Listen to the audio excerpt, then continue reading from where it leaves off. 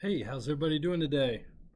Thanks for coming back. I see we still have several people who decided to come back today, even though I made it incredibly inconvenient for you.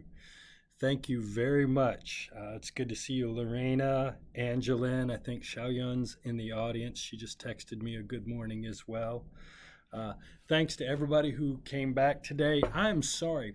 For some reason, my CPU usage spikes on this program after an hour or two, and I can't figure out what's wrong with my system. But I'm sitting here watching my little CPU monitor on the OBS software that I'm using, and right now it's running at 20%, which is not great. But if it gets up into the 50% range, for some reason my live stream cuts out, and I'm not sure what's wrong with my computer or my setup. But hopefully that won't bother us today because it looks like the CPU usage is nice and low. So, are you folks doing all right? If you are, go ahead and text me a hello in the chat bar. Let me know. But today we're talking about Good. I'm glad to see that, Lorena. Today we're talking about identity development, or that's what we're talking about this week, which is going to be the main socio-emotional developmental task of the adolescent years. It's when you separate from your parents and begin to become your own person. But the first thing you have to do is figure out who is that person that you are looking at in the mirror. So that's what we're going to talk about today. And for our webinar this afternoon, I've got 3 TED Talks by different gentlemen who took different paths to identity in their adolescent years. And so we're going to talk about the factors that cause us to choose identities that we do. Okay, so you'll notice looking at the chart right here, we're in adolescence and we're talking about socio-emotional processes. After this lecture, you should be able to describe the abstract idea of identity. We're going to talk about the 5th stage of Erik Erikson's psychosocial developmental theory, and we're going to talk specifically about what happens in the identity stage, and we're going to talk about James Marcia's work that's sort of dovetailed with Erikson's stuff. We're going to talk about the bicultural identity. We're going to talk about the impacts of religiosity on adolescence, and we're going to talk a little bit about how the relationship between the parent and the child changes. On Thursday, we're going to talk about sort of the wider social aspects of being a teenager, peer groups, school groups, peer pressure, stuff like that. Okay? So let's talk about identity. You know, identity changes. Remember, we've been talking about the self. How children think about and describe self, and I've shown you how it's sort of evolved over the time, right? So we've got this pre-symbolic period where we don't even really have a sense of self-awareness. Then we start describing ourselves in terms of these physical activities that we do, the things that we like, and they're overly concrete and they're overly positive, right? And then we start making these comparisons with other students, other people when we get into school, and our self-description may even include some negative concepts as well. You know what? The self that you folks all have is what I'd call your narrative identity. Each and every one of you has a story to tell. Mel G, you're not just going to tell me what your qualities and characteristics are, but if I ask you to tell me about yourself, you're going to give me your story, right? Because you see your life as one long story or narrative. And so that's why it's so hard to change the self and change ourselves when we get older, because you've got this story of yourself. As a 6-year-old kid, you just have qualities, and you can change qualities. But if you've got a story, a narrative about yourself, sometimes it's hard to see how you get there from where you are here, right? Because you don't see the story that carries you that way. And so your sense of self is going to be more abstract now. It's going to be a story of who you are, and it's going to include all the different facets of yourself, your vocational and career aspects and interests, your political and religious identity. You're going to have to understand and figure out how you do relationships. you're going to have to figure out your sexual identity. Exactly how do you express who you are sexually? If you are living in a culture where maybe you're not the main culture, or you're a minority in a culture, you sort of have to figure out how you and your identity fit into this dominant culture that you're not necessarily a part of. You're going to have your interests. You're going to start to develop sort of behavioral patterns, being aggressive, being passive, being extroverted or introverted. You're going to develop sort of a sense of personality. And then you know what? The way you look is going to create a sense of identity as well. How many kids get crazy haircuts in high school, or get earrings, or when you're 18, kids start tattooing things on themselves. So your physical identity is also a part of you. And so what we have to do is we have to take all of these abstract qualities, some which are positive, some are negative, and we have to build them into a story that is us. And this process really begins in adolescence. Now, one of the things you need to keep in mind is, even though adolescence is the time of building an identity, it does not mean that you are at the end of your identity development. Oh, no, no, no. Your story is going to continue to go on, so it's going to continue to change and evolve. Who you are is going to continue to change and evolve.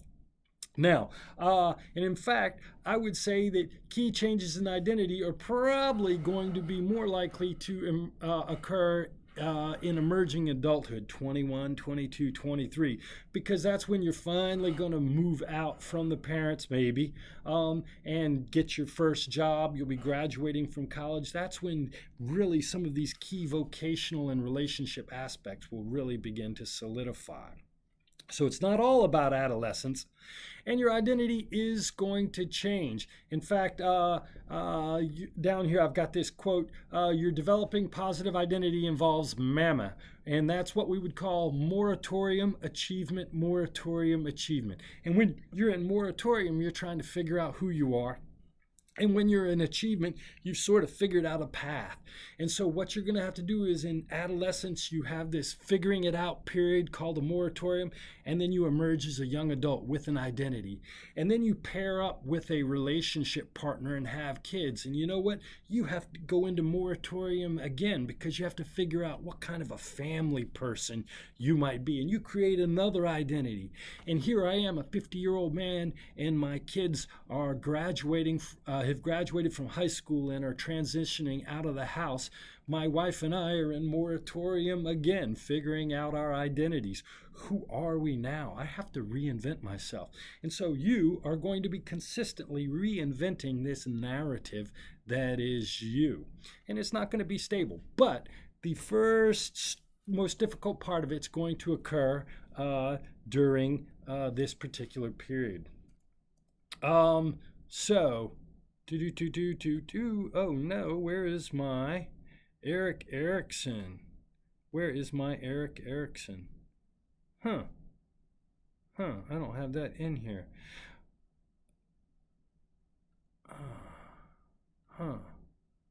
Where did my Erik Erikson file go? Okay, well, you know what? I'll just, nuts.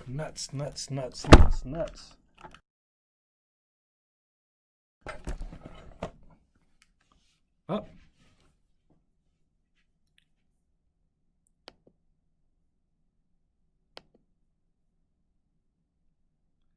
Hold on just a second.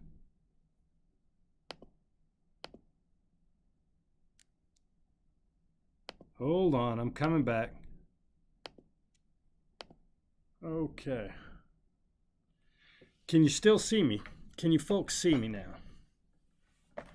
Hopefully I didn't mess up the, okay. Oh, crap. You know what?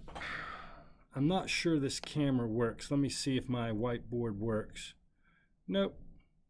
Hold on. C920. I'm going to do something real quick. Okay. Nope. Go back to my C920. Okay, good enough. There we go. All right. So Erik Erikson argued that during this stage, I don't know what happened to my slide, folks. Hopefully you can hear me. So, okay, so this stage is what we call identity versus role confusion. And as I said, it's a time when you're choosing a sense of identity. Now, if you think about it, up to this point, you've developed a sense of autonomy, a sense of willpower, a sense of industry. These are all sort of a sense of competence. These virtues that we've talked about are all concrete self-qualities, whether or not you're good, whether or not you're strong, whether or not you're powerful.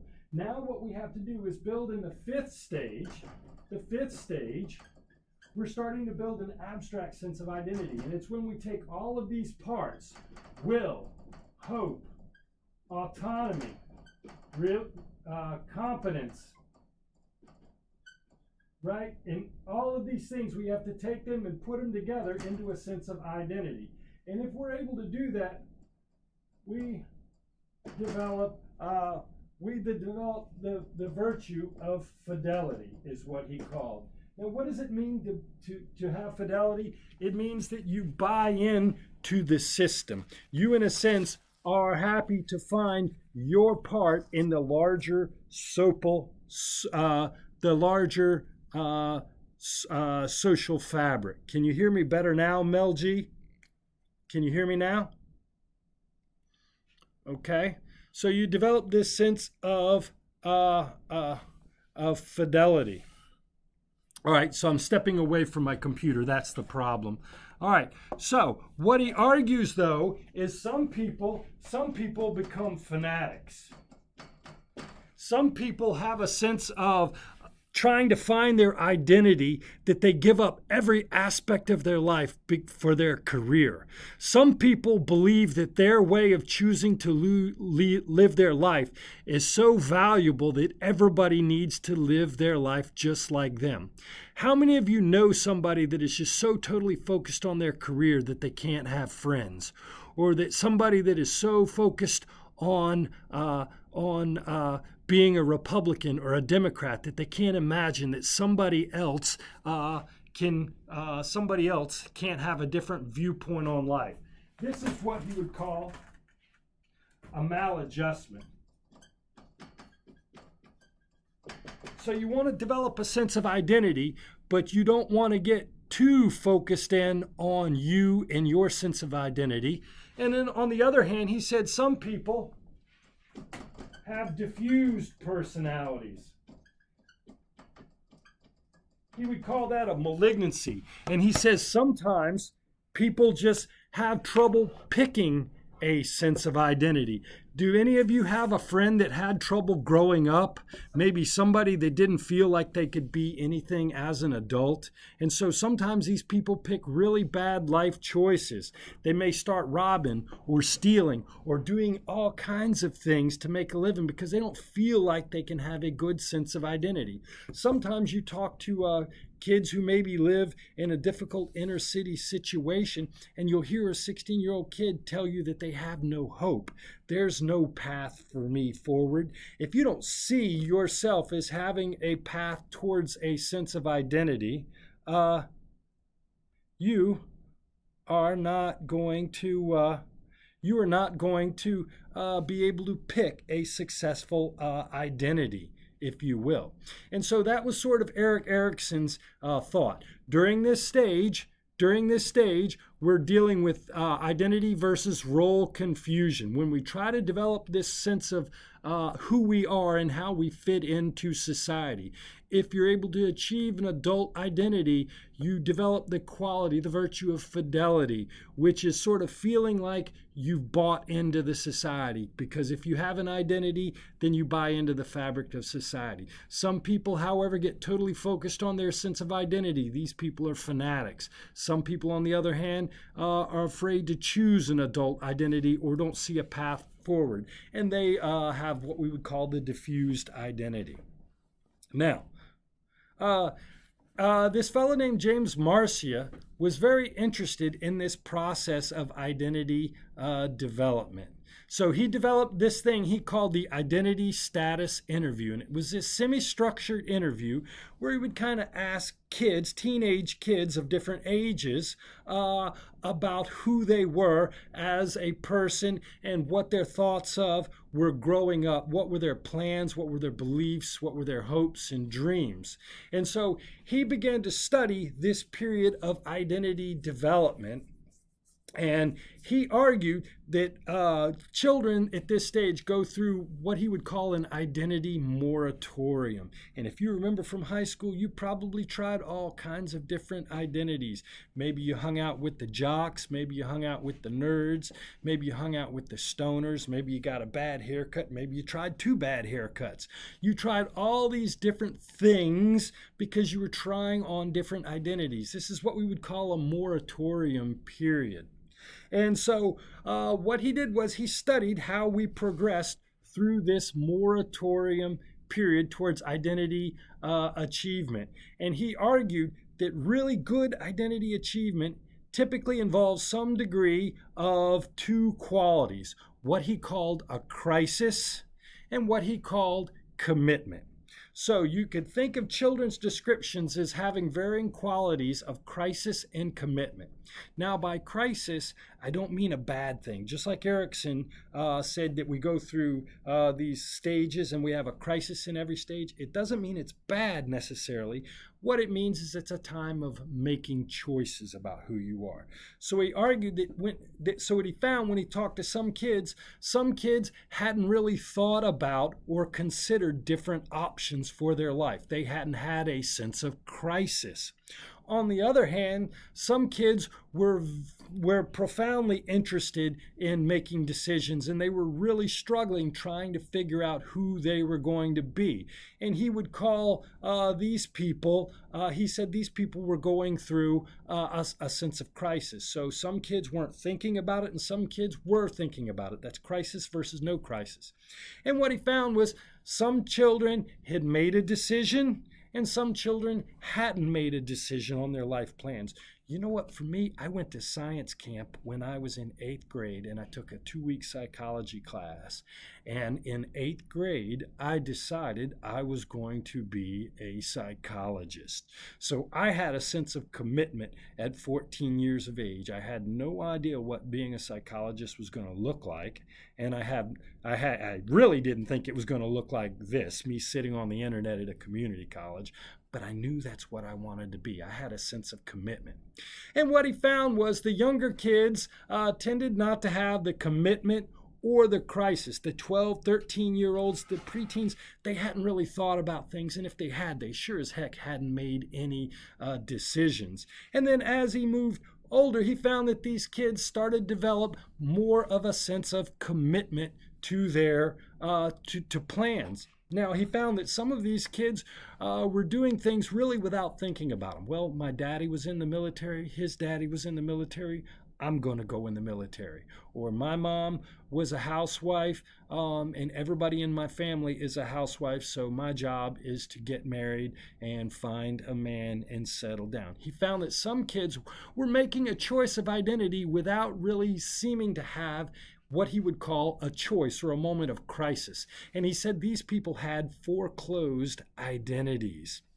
Right? How many of you know somebody or made a decision about who you were going to be as a teenager based upon what your mom or your dad or your culture wanted? Is anybody out there had that experience? Anybody had your identity forced on you? My dad wanted me to join the military. He thought I could be a colonel in the military. And it just broke my heart to tell him that I just didn't want to march. You know, the military's great, but it wasn't for me.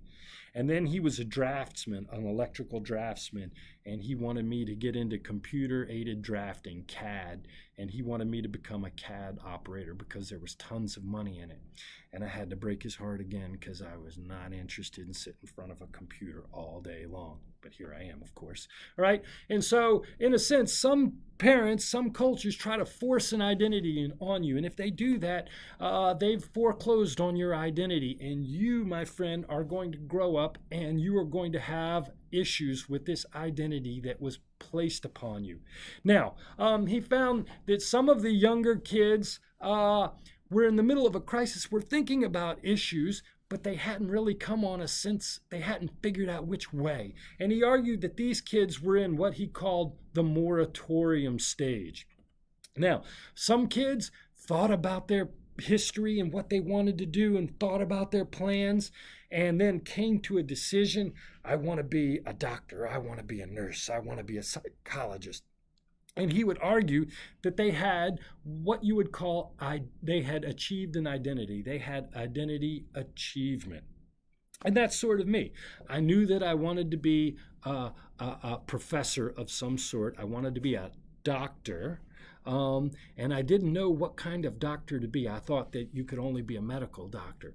But in 8th grade, I took that science class and they told me that you could be a doctor of psychology.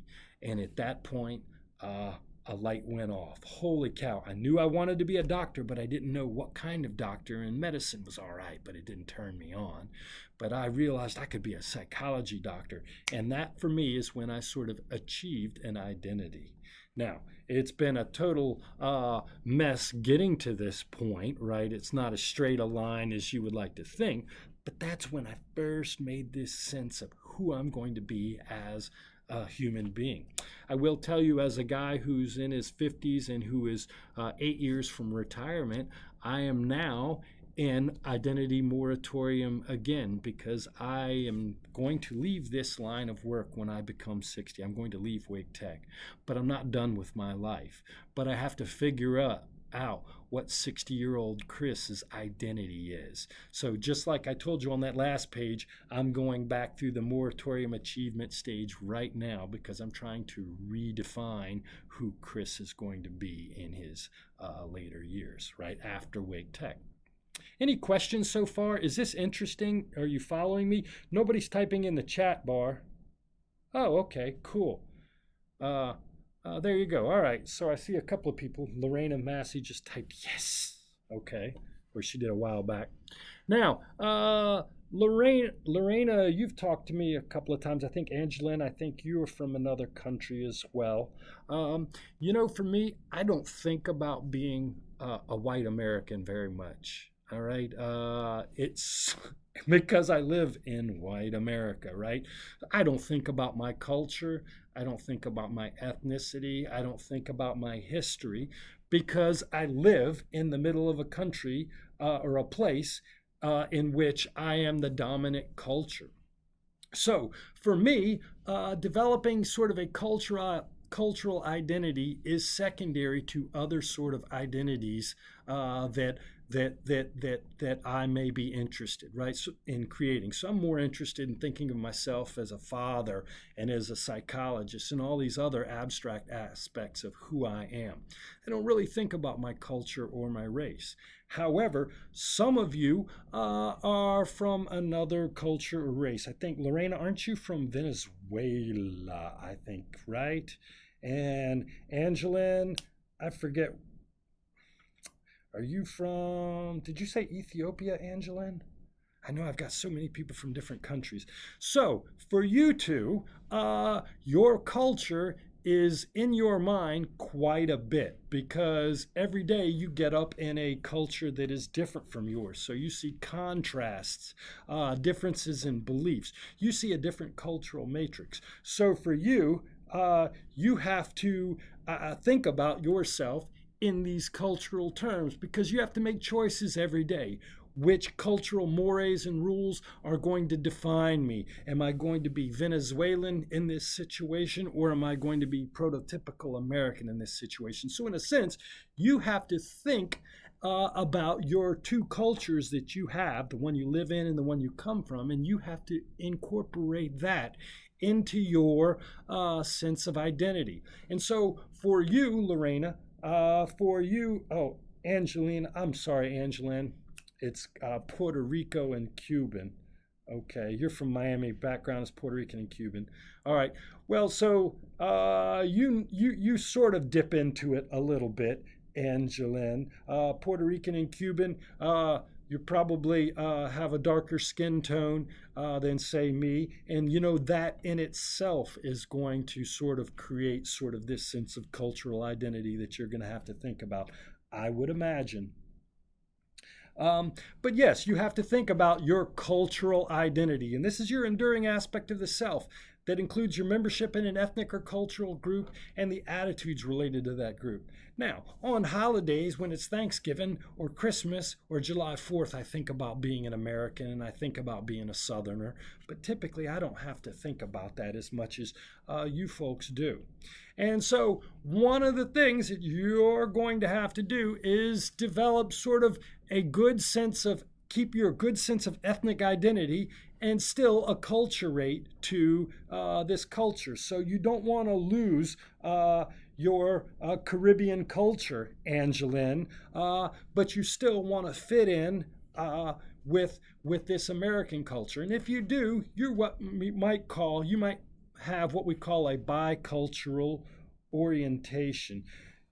So Angela feels a lot more Hispanic than American, and I'll bet there is some pride and some cool aspects of that really make you feel good about yourself, Angeline. But then there are some times when you kind of have to adopt the mores and the cultural beliefs and behaviors when you're around a bunch of white Europeans and up here in North Carolina, and it's kind of weird to try and do that. Now, some people have trouble. So you might have a real high ethnic identity, but you know what? You don't want to fit in as much. You know, you might sort of have this ethnic identity, and that's okay, but that's going to be a little more difficult for you to be a happy sort of adult. It's going to be difficult if you can't both accommodate yourself with the dominant culture, but at the same time, you still don't want to lose that sense of you that comes from wherever you're from.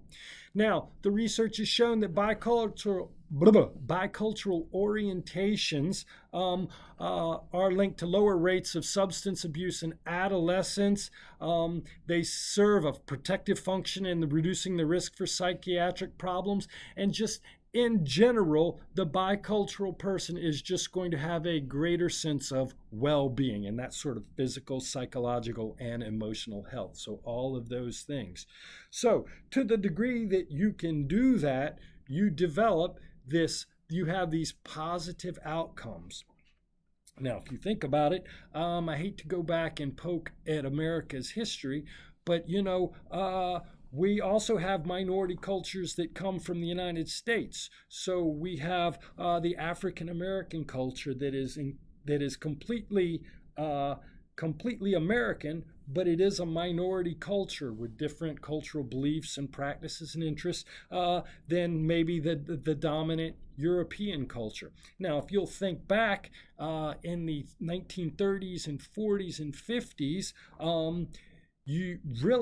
Black Americans were not really allowed to have their ethnic identity. They weren't really supposed to even have that identity. You know, it sort of fit in with the dominant culture, Imagine in places and in times where you are not allowed to express your minority culture because there are rules and laws against it. And there are some countries where you can't take your particular religious practices. Imagine what it would be like if you can't incorporate that side of your identity with where you live. So when I'm in Latin country, I'm American gringa, and that my Spanish is not perfect. When American people, they say I have a Spanish accent. That's funny. That is funny. I'm looking at your comments. Yeah, Mel G, we definitely do think different in the South than we do in the North. And it's kind of funny when I go to my wife's family, they live way back in the woods in North Carolina, and they say, oh my God, listen to that city slicker. They think I am such a city slicker. And then when I hang out with my friends from graduate school, they say, oh my God, you're the most country person we know. And so it's kind of weird. I had that same experience, Mel G. Now, you know what? Your religious identity is an important part of your identity development as well. If church is important to your parents, you're probably going to grow up in a church setting. And you know what? That's going to also be an important part of your identity development. Kids at this age, though, you know, we're formal in their abstract thinking. So kids are now going to be given God a going over. They're going to be thinking about their religious beliefs more critically. And they're going to consider ideas about religious and spiritual concepts. You know, this is the time to wrestle with God and sort of try and understand these more difficult issues. So kids are going to get abstract and really start thinking critically about these religious issues. Now, it turns out that religiosity does decrease throughout middle school, throughout adolescence and early childhood, with the bigger drop occurring in adolescence as opposed to emerging childhood. If you look at the graph right here below me, what you'll notice is that 14-year-olds are more religious than 18-year-olds, who are more religious than 20 and 24-year-olds, who seem to be about the same in religiosity. Now, I've got some research here over in the corner, the positive role of religion in adolescents' lives. So they asked adolescents how often they prayed, how often they discussed religious-based ideas, and how important was religion in their decision-making process. And what they found was that children who demonstrated more religiosity had more positive outcomes. So a sense of faith is going to help during this time. These children had better well-being, higher self-esteem. In terms of personality qualities, they were more conscientious, they were more agreeable, and they were more open to experience. And you know what? Kids who are more religious are going to be less likely to be engaging in the problem behaviors, smoking, drinking, and drug use. So you know what? There is a protective factor for having a good religious identity. Mel G's got to go now. Take care, Mel. Thanks for coming. All right. Now, one last thing I want to talk about before I let you go. I want to talk a little bit about relating to your parents. This is a weird time for parents because you've been holding on and making lots of decisions for your kids for their whole life. When they were 1, they were helpless. You did everything for them. When they were 2 and 3, you taught them how to do everything, from how to eat to how to get dressed to how to tie their shoes to how to go to the bathroom. As they were 5 and 6, you scaffolded them as they were going to school and learning their numbers and letters. You've watched their friends. You've done everything. But now it's time, my friend, to let those children fly. And you know what? Adolescents, at least back in my day, were definitely scraping to get away from the parents at this time. And it was sort of a battle of control because I wanted complete autonomy and my mom and dad still wanted to tell me what to do. So there was a little bit of conflict as my parents and I sort of figured out how much freedom I could have. And you parents and you teenagers are probably having the same battle right now. So the parent-adolescent conflict is going to increase in early adolescence, and it's really going to be questions of how much, how fast, when. When do I get my cell phone? How late can I stay out? How many friends can I bring over? Where can I go? And it's going to be all of these control sort of issues. Now, it turns out that most, even though we talk about this as being a time of storm and strife between the parent and the adolescents, most of the time the conflict is going to be pretty low-level stuff about everyday events. It's rarely going to be related to major issues. It's going to be more like cleaning up your room, cut that stinking hair, you hang out with your friends too much, don't talk to that girl on the phone. And you know what? It's going to peak in early adolescence, and it's actually going to decrease as you move into your 16, 17, and 18-year-old ages. Typically, because at this point, the parents are ceding the control. Now, it turns out that a little bit of conflict between parents and kids is not a bad thing. It gives you negotiation skills. It's your first time you're actually negotiating limits. It teaches you how to deal with other people's ideas and how to negotiate outcomes that are happy for everyone. So, really, a little bit of conflict between the parents, a little bit of pulling away from the kid is normal and good at this time. Some kids don't pull away enough. And if you read that book that I was talking to you about by Jen Twenge, what she's saying is that there's not enough pulling away in adolescence, and some of these kids are going into early adulthood without any skills of autonomy, so they're overwhelmed when it is time for them to become fully autonomous. Now, you are a manager at this time. Your job is just to monitor your children and keep abreast of what's going on in their life. You're going to you're going to supervise their choice of social settings and activities. You're going to say, maybe you probably don't want to hang out with Tommy because Tommy's not doing good things. I remember there were some kids that my mom and dad thought it would be better if I didn't go to. There were some parties, some concerts they didn't think I needed to go to. So they were sort of managing stuff. And then they would try to take a look at me when I come in to see if I had been smoking marijuana or drinking alcohol, or they were, you know what I mean? They were monitoring my behavior. And one of the things that you have to do as a parent is monitor your kids without getting confrontational about it. So you want to know what's going on in your kids' life so you can help them steer them to the right decisions, because kids can make bad decisions at this point. And that can lead to accidental decisions, can lead to really, really bad outcomes in early adulthood. So you're kind of try to monitor their behavior. Now, it turns out that if you're good at keeping tabs on your kids, they're not going to act like they want to tell you anything, but they do want to tell you, and they will tell you if you approach them in an adult-like manner and try not to get too judgmental on them. Now, if you're a good high monitoring, you know what? Your kids are going to be a little later into the sex game, and they're going to be more likely to use condoms, right? I think I heard some of you talk last week, if nobody's paying attention to you and you're 13 and 14 and your mom and dad are working and they never care what you do, where you go, and who you are with, you know what you're going to do? You are going to get into trouble. Right? It turns out that sometimes kids are a little depressed in high school and they manage these feelings of sadness with alcohol. It turns out that having a high monitoring parent sort of acts as a moderating factor, keeping kids who are having emotional problems right now from gravitating towards alcohol use.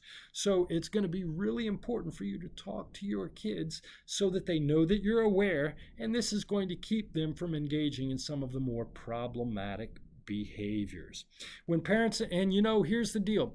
If you are engaged as an authoritative parent and not an authoritarian parent, your kids will talk to you.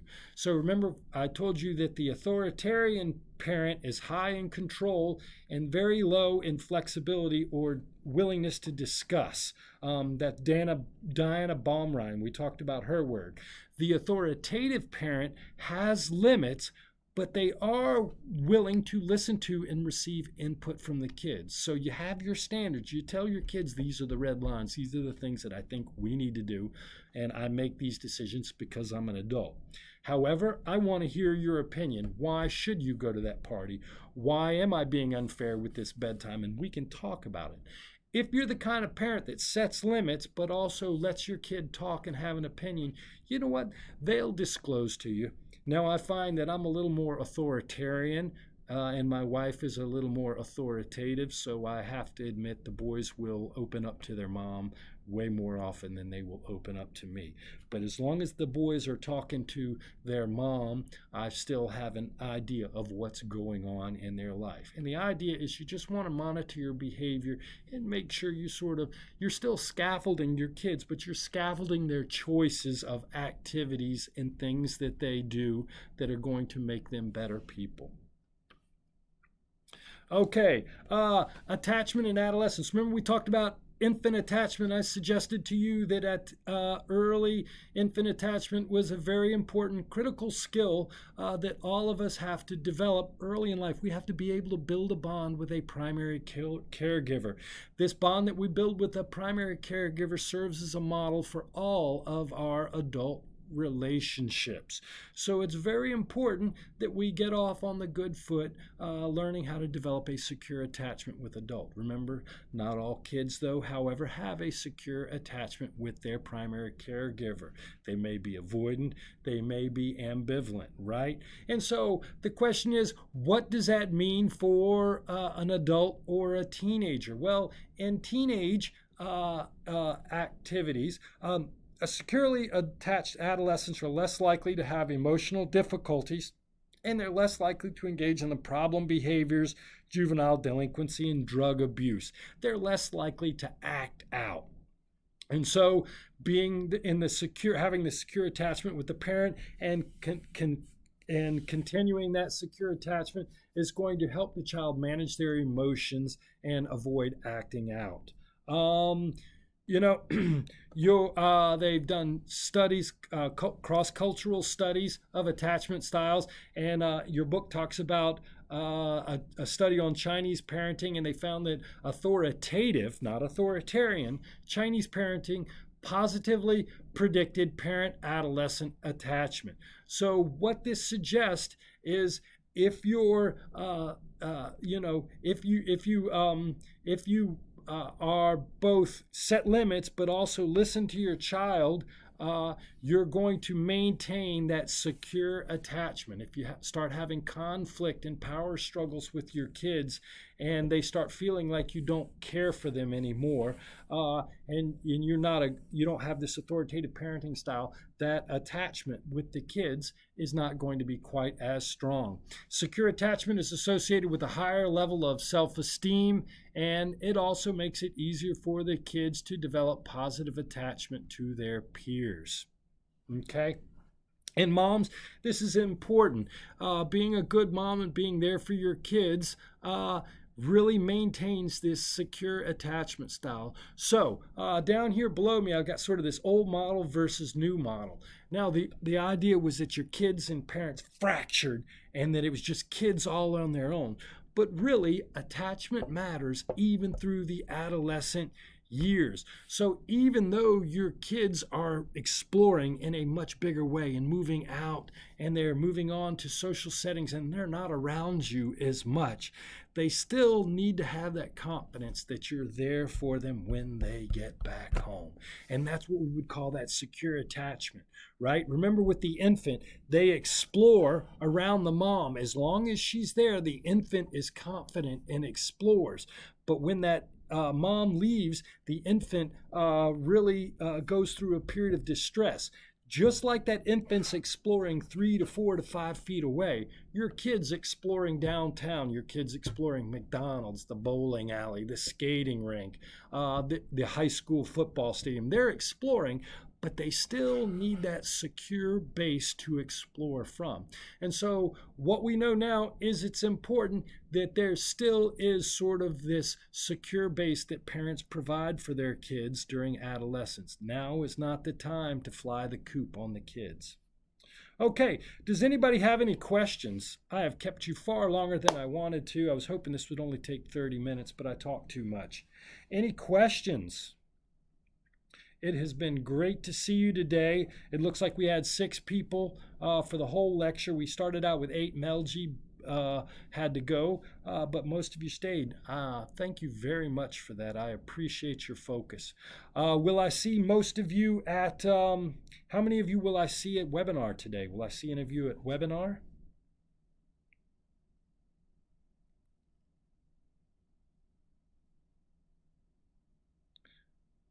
I hope so. Yes, I'll come. Very good. Okay, we've got Araya's coming. Angeline's going to try to come. I'll bet Melji will probably be there. Hopefully Eric Fleming will be there. Andre, hopefully he'll be there. Great. Well, I look forward to seeing all of you. Hey, please watch those videos. So one guy decided to become a white supremacist. One guy decided to join MS-13, and one African American gentleman decided to befriend the KKK to find out why they hated African Americans. And so these are three choices of adult identity that young men made as adolescents. And we're going to talk about the paths that lead us to our adult identities in webinar today. Okay? If you don't have any questions for me, I'm going to let you go. Take care. If you have any questions, just type them in the chat bar. I'll be on chat for a couple of minutes, or you can send me a remind text. Have a great day, and I will see you today in webinar.